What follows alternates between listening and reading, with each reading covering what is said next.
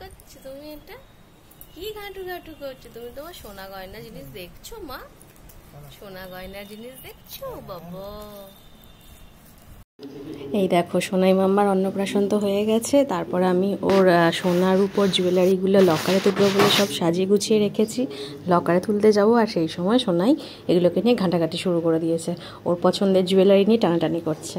আর দেখো সোনাইকে দেখতে ঠিক কেমন লাগছে বলো তো? নতুন বিয়ে হওয়ার পর নতুন বউ যেমন সোনা গয়না অনেক কিছু পরে থাকে, বেশ নতুনত্ব একটা তার মধ্যে ফুটে ওঠে। আর সোনাই মাম্মাকেও ঠিক সেরকম লাগছে।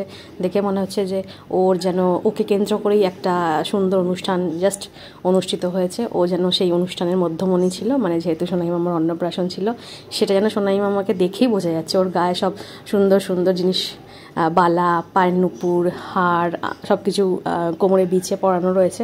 সেই জন্য ঠিক ওকে যেন ওরকমই দেখতে লাগছে। তবে হ্যাঁ, ওকে সোনার আংটিটা পরাতে পারিনি, কারণ ওর হাতে এখনও বড় হচ্ছে। কোনো সোনার আংটি ওর হাতে ঠিক এখনও অবধি হয়নি, ওই জন্য সেটা আমি পরাতে পারিনি এখনও। পছন্দ মা? কোনটা পছন্দ তোমার? কোনটা পছন্দ হয়েছে বলো তো? কোনটা পছন্দ এগুলোর মধ্যে? কোনটা? ওইটা পছন্দ? কি আছে ওটা? ওটা কি আছে? আংটি? দেখি তো, খুলি তো। ওটা কি আছে মাম্মামের? ও মাম্মামের এই আংটিটা পছন্দ হয়েছে সোনাম্মা? আংটিটা পছন্দ হয়েছে তোমার?